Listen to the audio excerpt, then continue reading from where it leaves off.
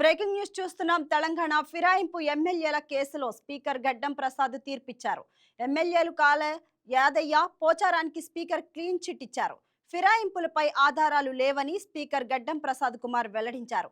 ఇద్దరిని బీఆర్ఎస్ ఎమ్మెల్యేలుగా గుర్తిస్తున్నామని స్పష్టం చేశారు. వారు పార్టీ మారేనందుకు సరైన ఆధారాలు లేవని, గతంలో 5గురు ఎమ్మెల్యేల అనర్హత పిటిషన్లు స్పీకర్ కొట్టివేశారు.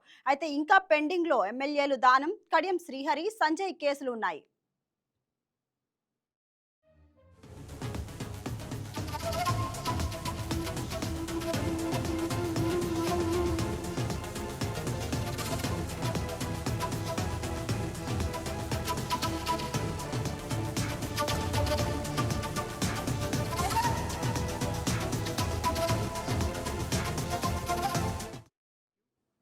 ఈ ఫిరాయింపుల వ్యవహారం గత ఏడాది కాలంగా న్యాయస్థానాల్లో స్పీకర్ కార్యాలయంలో సుదీర్ఘంగా సాగుతుంది. బీఆర్ఎస్ గుర్తుపై గెలిచి కాంగ్రెస్ లో చేరిన 10 మంది ఎమ్మెల్యేలను అనర్హులుగా ప్రకటించాలని కోరుతూ ప్రధాన ప్రతిపక్షం బీఆర్ఎస్ హైకోర్టు, సుప్రీంకోర్టును ఆశ్రయించింది. ఈ పిటిషన్లపై నిర్ణయం తీసుకోవడంలో జాప్యం జరుగుతుందని సుప్రీంకోర్టు గతంలో ఆగ్రహం వ్యక్తం చేయడమే కాకుండా నిర్ణీత గడువులోగా విచారణ పూర్తి చేయాలని స్పీకర్ను ఆదేశించింది. ఈ నేపథ్యంలో స్పీకర్ వరుసగా విచారణలు చేపట్టి ఎమ్మెల్యేల వాదనలు విన్నారు.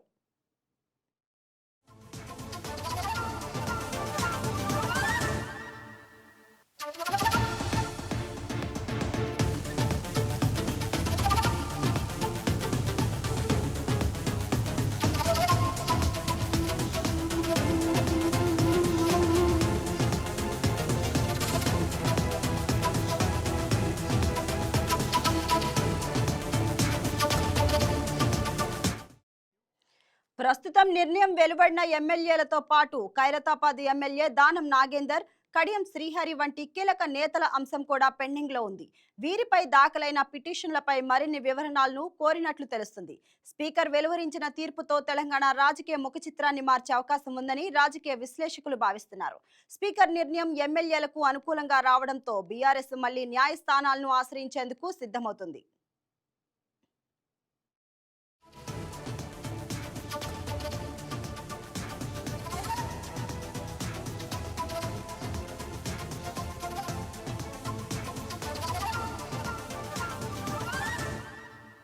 Please subscribe to YK TV Network. Please subscribe to YK TV. Please watch YK News. Don't forget to subscribe YK News channel.